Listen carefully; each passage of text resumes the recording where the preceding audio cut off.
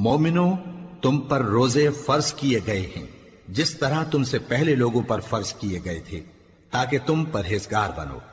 روزوں کے دن گنتی کے چند روز ہیں، تو جو شخص تم میں سے بیمار ہو یا سفر میں ہو تو دوسرے دنوں میں روزوں کا شمار پورا کر لے۔ اور جو لوگ روزہ رکھنے کی طاقت رکھیں لیکن رکھیں نہیں، وہ روزے کے بدلے محتاج کو کھانا کھلا دیں۔ اور جو کوئی اپنی مرضی سے زیادہ نیکی کرے تو اس کے حق میں زیادہ اچھا ہے، اور اگر سمجھو تو روزہ رکھنا ہی تمہارے حق میں بہتر ہے۔ روزوں کا مہینہ رمضان کا مہینہ ہے، جس میں قرآن اول نازل ہوا، جو لوگوں کا رہنما ہے اور جس میں ہدایت کی کھلی نشانیاں ہیں، اور جو حق و باطل کو الگ الگ کرنے والا ہے۔ تو جو کوئی تم میں سے اس مہینے میں موجود ہو چاہیے کہ پورے مہینے کے روزے رکھے، اور جو بیمار ہو یا سفر میں ہو تو دوسرے دنوں میں روزے رکھ کر ان کا شمار پورا کر لے۔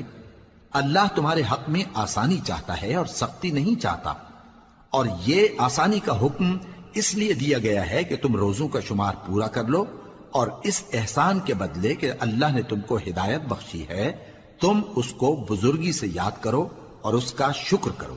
اور اے پیغمبر، جب تم سے میرے بندے میرے بارے میں دریافت کریں تو انہیں معلوم ہو کہ میں تو تمہارے پاس ہی ہوں۔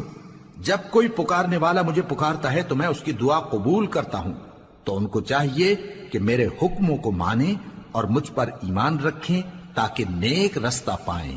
روزوں کی راتوں میں تمہارے لیے اپنی عورتوں کے پاس جانا جائز کر دیا گیا ہے، وہ تمہاری پوشاک ہیں اور تم ان کی پوشاک ہو۔ اللہ کو معلوم ہے کہ تم ان کے پاس جانے سے اپنے حق میں خیانت کرتے تھے، سو اس نے تم پر مہربانی کی اور تمہاری حرکات سے درگزر فرمائی، تو اب تم کو اختیار ہے کہ ان سے مباشرت کرو۔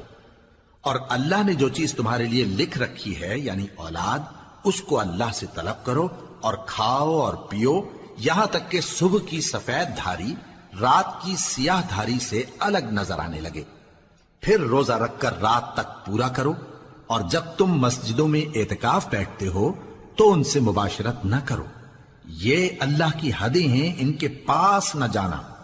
اسی طرح اللہ اپنی آیتیں لوگوں کے سمجھانے کے لیے کھول کھول کر بیان فرماتا ہے تاکہ وہ پرہیزگار بنے۔ اور آپس میں ایک دوسرے کا مال ناحق نہ کھاؤ، اور نہ اس کو رشوتاً حاکموں کے پاس پہنچاؤ تاکہ لوگوں کے مال کا کچھ حصہ ناجائز طور پر کھا جاؤ، اور اسے تم جانتے بھی ہو۔